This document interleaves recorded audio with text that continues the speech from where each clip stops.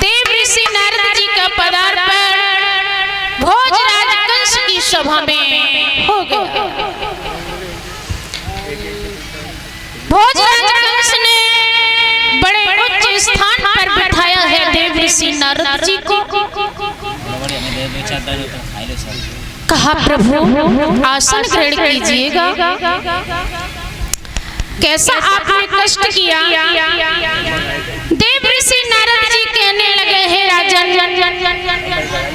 हम देखते जाते हैं कि आपके चेहरे पर दिन प्रतिदिन उदासी सी आ रही है। माताओं का बात है, आज बड़ा बात कर रही है। कहने लगे कि हमने काली देश से जो कमल के पुष्प मंगवाने के लिए कहा, क्या हुआ राजन? भोजराज कंस कहने लगा है कि प्रभु पत्र हमने वृंदावन को भिजवाया था। उन दोनों बच्चों ने काली देह पे जाकर के कालिया नाग का मान वर्धन करके और 2 छबरिया कमल के पुष्प हमारे लिए भेज दिए। महाराज उन बच्चों का बाल बांका नहीं हुआ। कहने लगे हैं देव ऋषि नारद के राजन, हमें मालूम पड़ता है कि तुम्हारा समय आ गया। कहा देव ऋषि नारद आप ऐसी बातें न करो, हमें कोई उपाय बताओ जिससे हमारा दुश्मन मारा जाए। कहा है कि तुम धनुष यज्ञ मथुरा में कराओ और उस यज्ञ का निमंत्रण वृंदावन बाबा नंद के लिए भिजवाओ।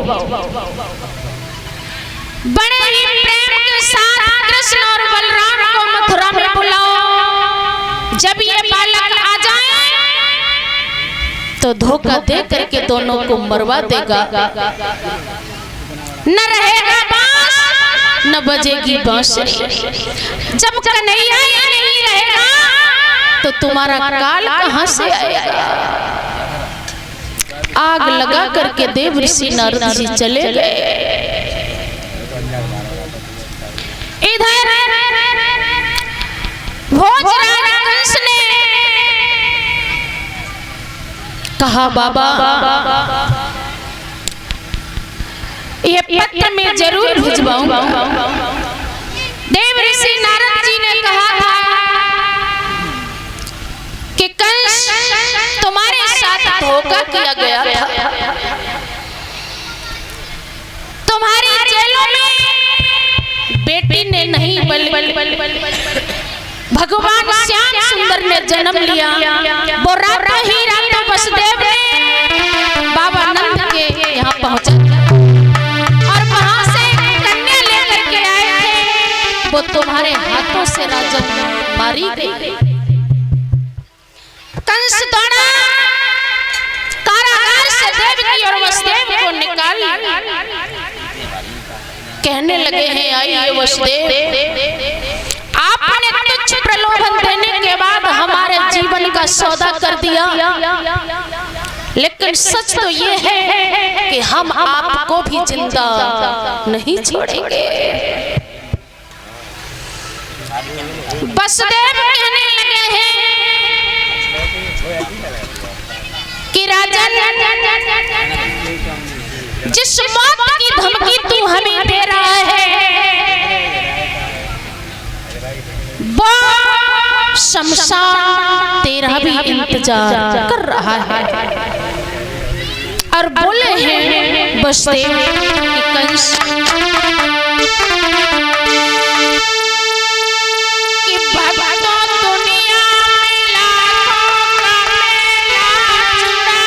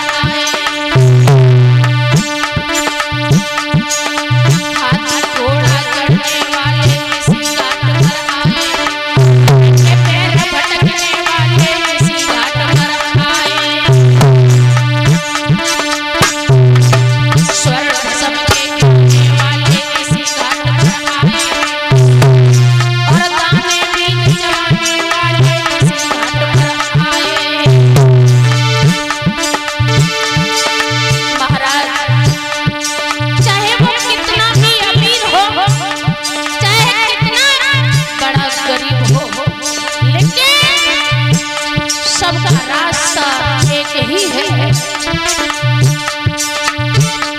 अंतिम बार जब ये जीव शरीर से निकलता है तब परिवार वाला कोई साथ नहीं है। घर बनवा के बेटा इतना ही कर पाए, नानी छूट गई तो केवल मरकत तक ले आए।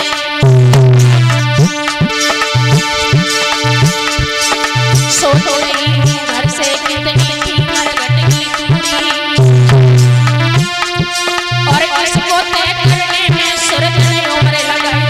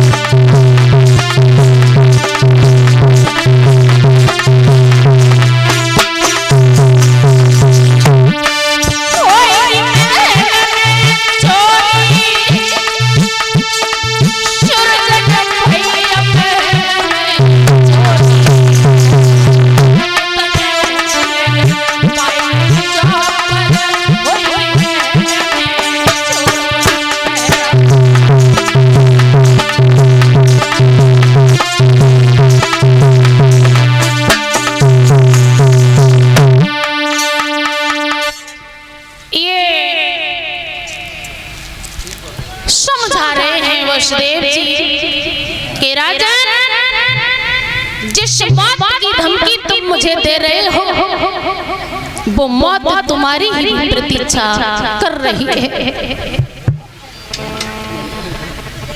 और जो भी कलश वाली बेटियां हैं खड़ी हो जाए।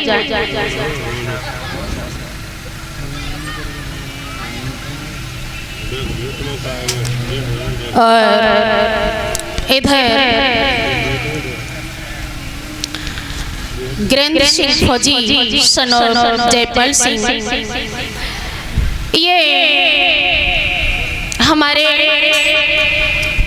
लिए सूट जो हमारे लिए वस्त्र लेकर के आई हैं, हमें सम्मानित कर रहे हैं। और समस्त स्टाफ के लिए 10-10 रुपए और एक शाफी से सम्मानित कर रहे हैं। और सभी कलश वाली बेटियों को भी एक स्टॉल और कुछ पैसे और 10-10 रुपए से सम्मानित कर रही हैं। भगवान इनके जीवन में आने वाली बाधाओं को इनसे पृथक रखे और इनके घर में धन धान बढ़ता जाए। बोलिए गोविंद भगवान की।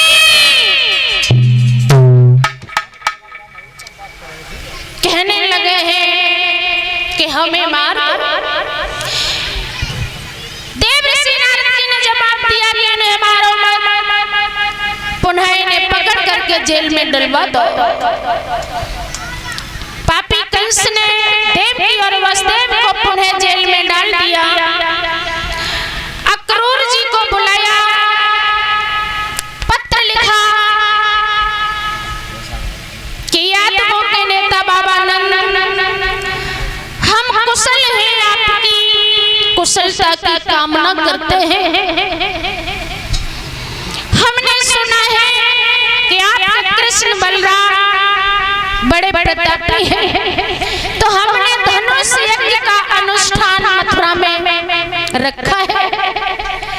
हमारी आशा है कि आप अपने दोनों बेटों को लेकर के मथुरा में अवश्य ये पत्र लिख करके अक्रूर जी को दे दिया। जो अक्रूर जी बाबा नंद के चचेरे भाई थे। अक्रूर जी के हाथों में जब पत्र दिया है, अक्रूर जी कहने लगे हैं कि राजन ये तुम अच्छा नहीं कर रहे हो। भगवान कन्हैया के आने की देरी है, मगर आपके मरने की देरी नहीं है। हमारा मतलब था थोड़े दिन मथुरा का राज और कर लेते। और बोले हैं अक्रूर जी,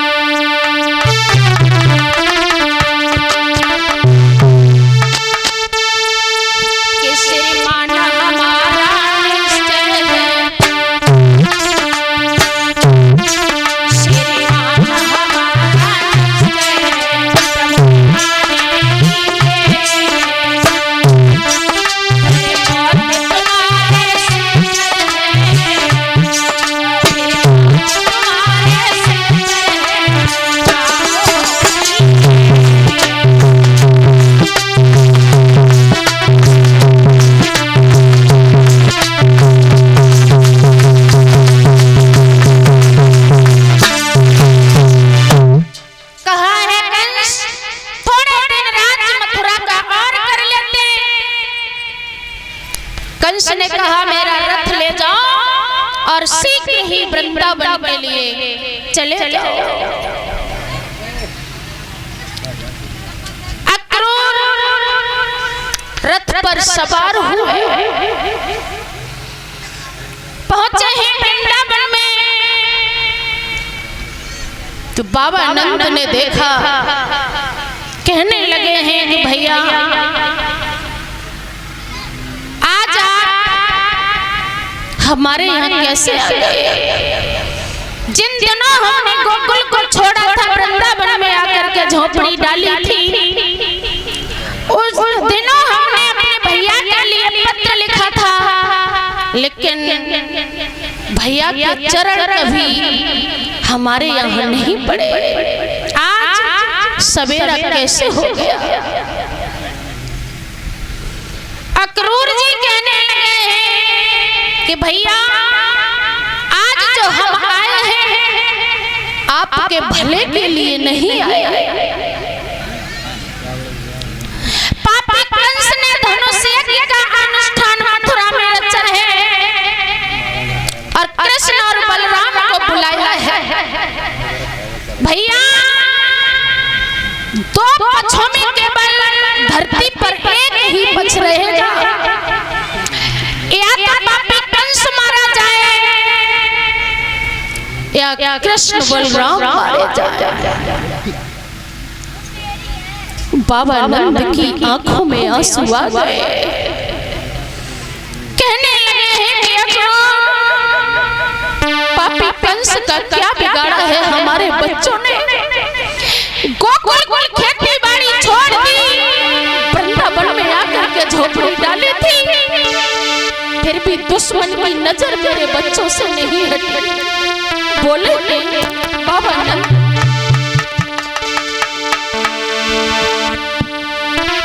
कि ये राजपाट रथ दौलती सभी जागीर तुम्हारी है। अक्रूर इस वृंदावन की जागीर भी ले जाकर के पापी कंस को दे दो, लेकिन मेरे कृष्ण बलराम को मत ले जाओ।